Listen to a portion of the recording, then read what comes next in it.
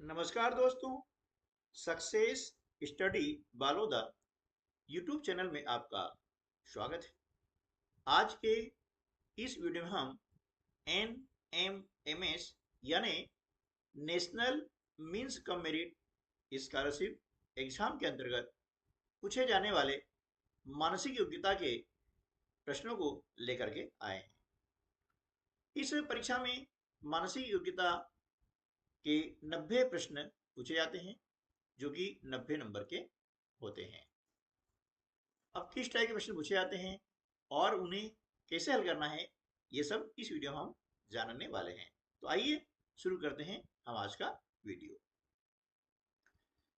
पहला प्रश्न है, यदि D बराबर 4 तो COVER बराबर 63 तो BASIS यानी बेसिस बराबर क्या होगा।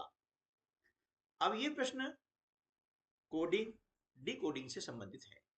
ठीक है, अब हमें यहाँ पर डिकोड करना होगा, तभी आकर के हम बेसिस के लिए कौन सी संख्या आएगी वह ज्ञात कर सकते हैं। तो देखिए, इस प्रकार के जो प्रश्न आते हैं तो हमें सबसे पहले जो है अल्फाबेट जो है ABCD से लगा करके XYZ तक के जो लेटर्स हैं उनके क्रम याद होना चाहिए। कैसे? जैसे A के लिए 1 है ना, B के लिए 2, इसी प्रकार से आगे बढ़ते जाएंगे तो XYZ के लिए ना, XY और Z के लिए 24, 25 और 26। ठीक है, इसे और आसानी से याद करने के लिए इजोटी शब्द याद कर लें आप, है ना। इजोटी, JOTY, इजोटी यानी ई के लिए 5, ठीक है, जे के लिए 10, ओ के लिए 15, टी के लिए 20 और वाई के लिए 25। अब क्या होगा, इससे इसके आसपास जो लेटर्स आते हैं उनके क्रम यानी नंबर याद करना आसान हो जाएगा। ठीक है, चलिए, तो D इक्वल टू 4 यानी क्या है, हम देख रहे हैं कि A B C और D जो है चौथे क्रम पर है। ठीक है, तो हमने देखा कि D के लिए 4 हुआ है। एक संकेत हो गया है कि किस प्रकार से आपको इस प्रश्न को हल करना है। आप देख लेते हैं, C के लिए कितना आएगा, 3, O के लिए 15, ठीक है ना, V के लिए 22, E के लिए 5 और R के लिए 18। अब देखिए, इनको हम जोड़ते हैं तो योग कितना आता है ना। तो 3 और 15 होते हैं कितने, 18, 18 और 22 40, 40 और 5 45, 45 और 18 63। तो देख रहे हैं कि कवर के लिए 63 आया हुआ है। यानी ये जो हमारा कंसेप्ट है, इसी कंसेप्ट के आधार पर हम बेसिस के लिए क्या आएगा वो हम ज्ञात करेंगे। तो देख रहे हैं कि बी के लिए कितना आएगा, 2, ए के लिए 1, है ना, और एस के लिए कितना आएगा, 19। ठीक है, आई के लिए कितना आएगा, 9, और फिर एस के लिए 19। अब इन सबको हम जोड़ देंगे। ठीक है ना, तो 9 9 18, 9 27, 1 28 और 2 30, 30 के शून्य हासिल के 3, 3 और 1 4, 4 और 1 5, यानी बेसिस के लिए क्या आएगा, 50 आएगा। तो विकल्प बी इस प्रश्न का सही उत्तर हो जाएगा। ठीक है, चलिए अगला प्रश्न है, निम्नलिखित में से उसे चुने जो दूसरों से भिन्न है।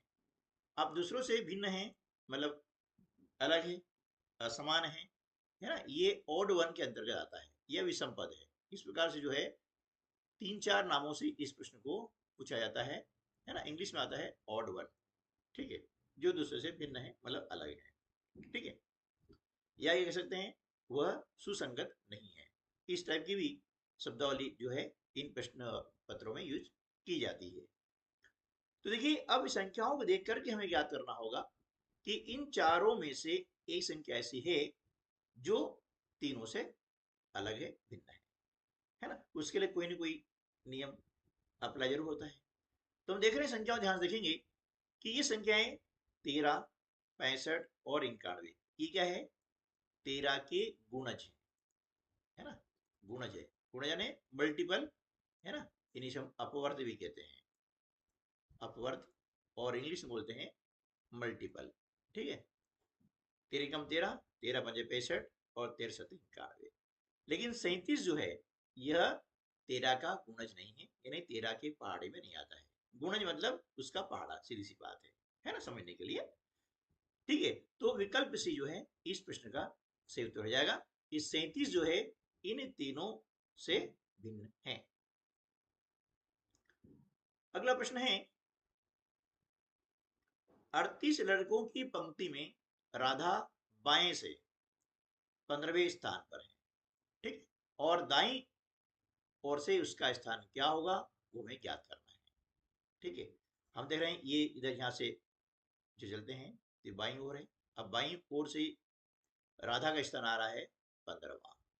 ठीक है, कौन सा स्थान आ रहा है? 15वां, ये बाईं ओर से। ठीक है ना, ये बाईं ओर से। ठीक है, तो 15वां आ रहा है, इसका अर्थ क्या हुआ कि राधा से पहले बाईं ओर 14 जो है लड़के हैं। ठीक है, अब दाईं ओर स्थान क्या होगा? ये 15 हो गया। अब 15 के बाद में कितने होंगे? इधर से हम गिनते हैं। अब ये दाईं ओर से गिनती में लाएंगे, है ना, दाईं ओर से मतलब यहां से स्टार्ट करेंगे तो यहां तक, तो यहां तक कितने होंगे? है ना, यहां पर होंगे 23, क्योंकि कुल कितने हैं? 38 है। अब 38 में से 14 तो ये हमने निकाल दिए, बचे कितने? 24, है ना, और एक स्वयं राधा है 25 और 23, कितना हो गया? ये 38 हो गए। ठीक है, तो यहां से हम देख रहे हैं कि इधर कितने? 23 हैं। अब 23 के बाद में ये स्थान क्या जाएगा? ये 24वां जाएगा। क्या जाएगा? ये 24वां स्थान आ जाएगा। ठीक है, तो इस प्रकार से इस प्रश्न का सही उत्तर क्या जाएगा? ऑप्शन सी, 24वां। ठीक है,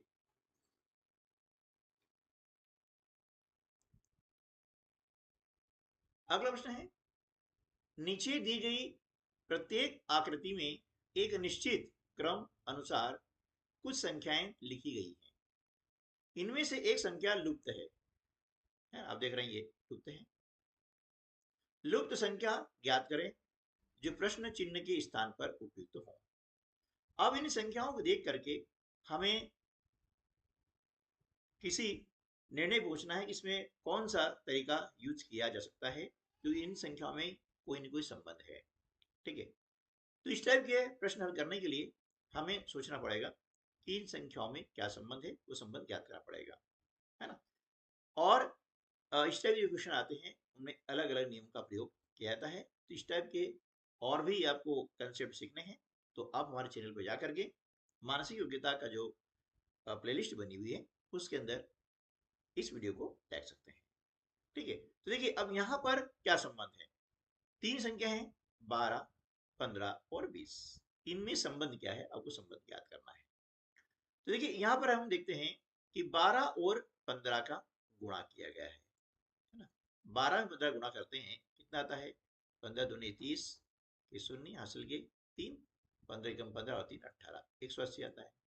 ठीक है, अब 180 में हमने 9 का भाग लगाया तो कितना आया? 20। ठीक, ये आया है। अब देखें कि क्या ये हमारा कंसेप्ट सेकंड जो आकृति है इस पे लागू हो रहा है ना। तो देखिए अब यहाँ पर 13 और 18 है ना, तो हम क्या करते हैं कि 13 और 18 का गुणा करते हैं। ठीक है, अब 13 और 18 गुणा करते हैं तो इनका गुणनफल कितना आता है? 234, है ना, कितना आएगा? 234। अब 234 को भी हम क्या करेंगे? 9 से डिवाइड कर देते हैं, 9 से भाग देते हैं, तो कितना आ रहा है यहाँ पर? 26 आ रहा है। यानी हमारा जो कंसेप्ट है ना, हमने जो ढूंढा है रूल, वो रूल दोनों में अप्लाई हो रहा है। तो इसी प्रकार से इसी रूल को आगे यूज करेंगे। तो देखिए यहाँ पर कुछ नहीं है, मतलब इसको x मान ले जाते हैं, x मान ले, a मान ले, b मान ले, कुछ भी लेटर आप मान सकते हैं, है ना, चौरासी के लिए। तो अब नियम क्या है? इन दोनों हमने गुणा किया था ना, 13 और 18 का, 12 और 15 का। ठीक है, इस प्रकार से क्या करेंगे? 7 और 1 का गुणा करते हैं, कितना आता है? 7x, है ना। और इस 7x में हम क्या करेंगे, 9 का भाग लगाते हैं, तो कितना आता है 7। ठीक है, अब भाग लगाना यानी इसके बटे में, तो 7x बटे 9 बराबर 7। हमें एक से वैल्यू याद करनी है, तो x बराबर 7/1, और इसका हो जाएगा गुणन प्रतिलोम 9/7। 7 से 7 डिवाइड हो गया, x बराबर कितना आ गया 9। यानी यहां पर जो संख्या है कितनी आएगी, 9 आएगी, है ना। तो विकल्प बी इस प्रश्न का सही उत्तर हो जाएगा। अगला प्रश्न है, एक घड़ी में 6:47 हुए हैं, तो दर्पण में देखने पर घड़ी का समय क्या प्रतीत होता है। दर्पण यानी मिरर, है ना, जिसमें हम चेहरा देखते हैं, वो दर्पण कहलाता है, इंग्लिश में से कहा जाता है मिरर। ठीक है, अब घड़ी है, घड़ी में 6:47 हुए हैं। ठीक है, तो अब दर्पण में इस प्रकार से हम समय निकालने का जो नियम है वो क्या है, कि दर्पण में समय क्या आएगा, उसके लिए हम क्या करेंगे, देखिए यहां पर 6:47 हुए हैं, यानी हम 12 में से माइनस करते हैं, तो 12 घंटे होते हैं, मिनट 0 होता है समय, तो हम क्या करेंगे, यहां लिखेंगे 11:60। ठीक है, यानी 11 घंटे 60 मिनट, 60 मिनट का मतलब होता है 1 घंटा, यानी 12 हो गया, है ना। ये 12 इस प्रकार से 12 लिखा जाता है ना। तो उसको सरलता पूर्वक क्या करेंगे, इस प्रकार से लिख देंगे, ताकि आपको घटाने में दिक्कत नहीं आए। ऐसा भी करके भी हम कर सकते हैं। और इसमें से क्या करेंगे, जो समय आपको दिया हुआ है 6:47, इसको हम क्या करेंगे, माइनस कर देंगे इस प्रकार से। ठीक है, जैसे हम घटाव करते हैं वैसे घटाव कर देंगे, तो आसान हो जाएगा। ठीक है, तो कितना हो जाएगा, ये हो जाएगा 5:13, है ना। घटा देंगे, क्या हो जाएगा 5:13 आपको जो है दर्पण में समय प्रतीत होगा। तो विकल्प डी इस प्रश्न से उत्तर हो जाएगा। तो इस टाइप के प्रश्न जब भी आते हैं तो 11:60 में से आप उसको माइनस कर दीजिएगा। प्रश्न क्रमांक 6, घड़ी में 7:30 पर दोनों सुइयों के बीच कितनी डिग्री का कोण होगा। अब यहां पर पूछी गई डिग्री, है ना। 7:30, अब देखिए इस प्रकार से जो घड़ी होती है हमारी, एक प्रतिदिन में घड़ी बनाता हूँ, है ना। इस घड़ी में यहाँ देखते हैं 12 होता है, यहाँ पर 3, यहाँ पर 6 और ये 9। ठीक है ना। अब यहाँ पर ये हो गया 7 और ये हो गया 8। अब 7:30 इस स्थिति में क्या होगा, कि जो बड़ा काटा होगा यानी मिनट वाला वो कहाँ होगा, 6 पर, है ना। और जो छोटा काटा है घंटे का, वो कहाँ होगा, 7 और 8 के बीच में।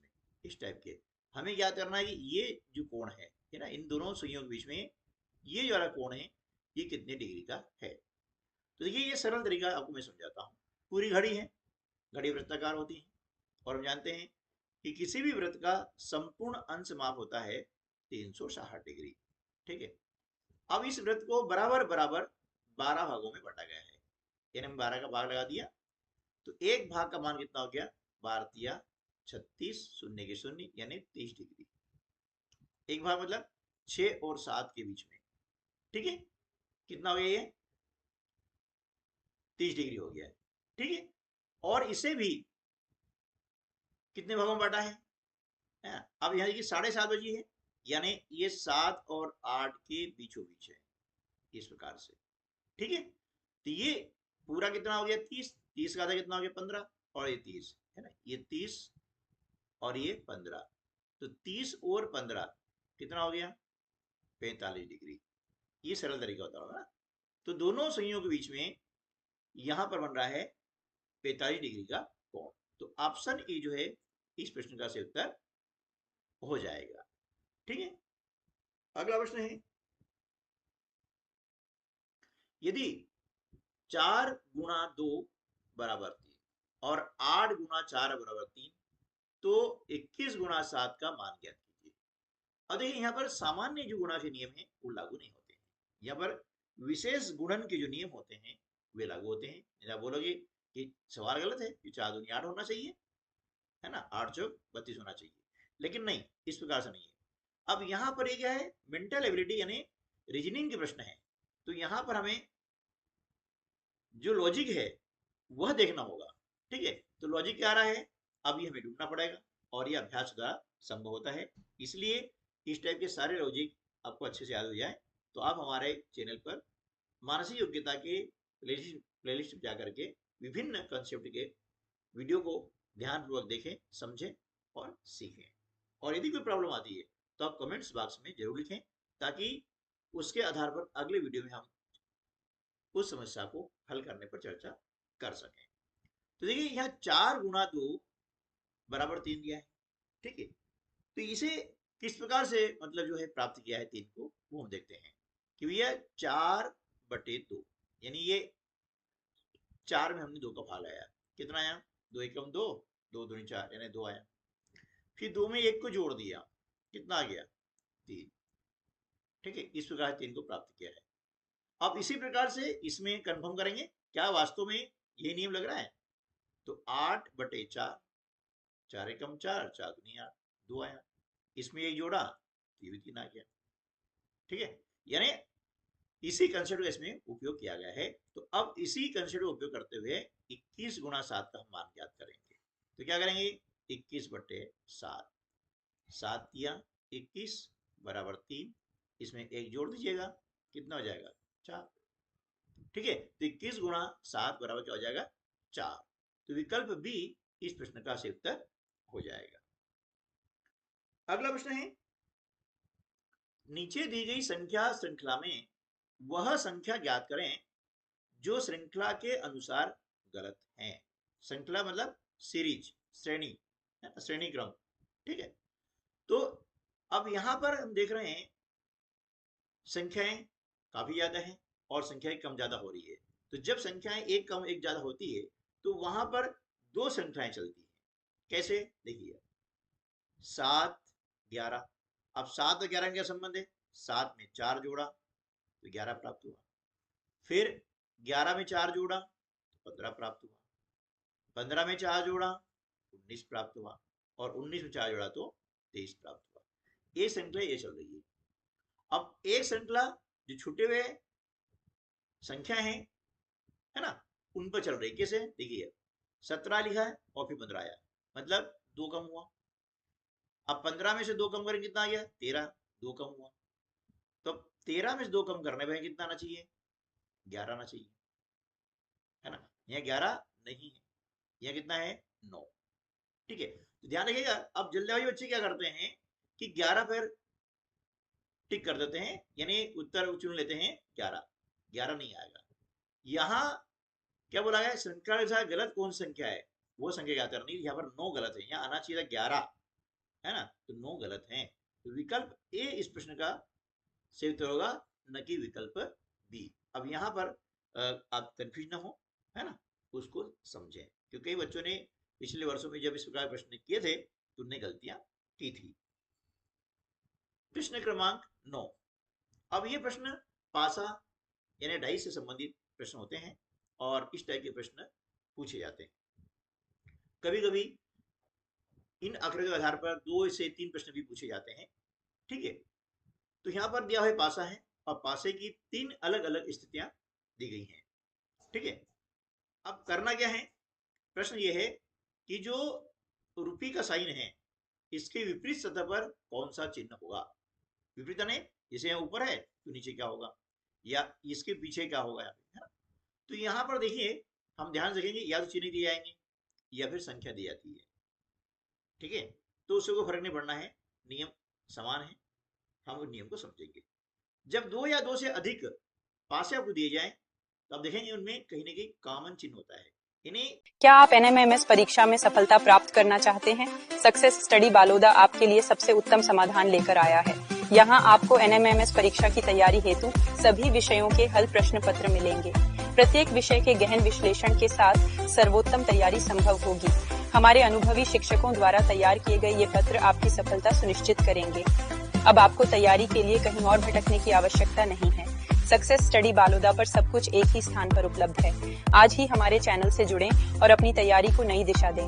NMMS परीक्षा में उच्च अंक प्राप्त करने का यह आपका सुनहरा अवसर है। सक्सेस स्टडी बालोदा, सफलता अब आपके सही हाथ में गई है।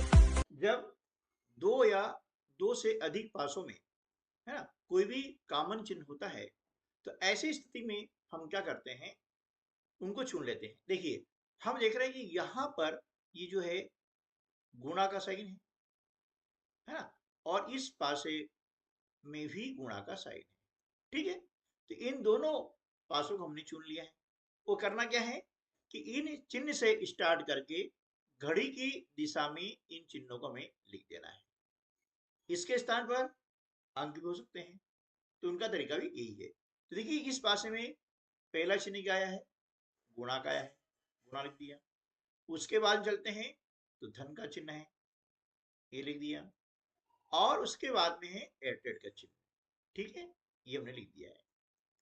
अब दूसरा पासा है, उसमें भी जो समान चिन्ह है वहीं से स्टार्ट करना है, या एक से स्टार्ट कर रहे हैं, ये गुणा का साइन है, जो भी आप माने, तो इसको घड़ी की दिशा में उनको लिख लेते हैं। पहले लिखा हमने गुणा का साइन लिखा, उसके बाद में हमने लिखा हैज इस प्रकार से, और उसके बाद लिखा रुपी साइन।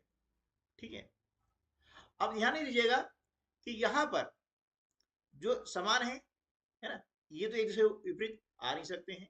इसके अलावा जो साइन है वह एक दूसरे के विपरीत आएंगे, यानी रुपी साइन है, इसके अपोजिट साइड में क्या आएगा, एट रेट।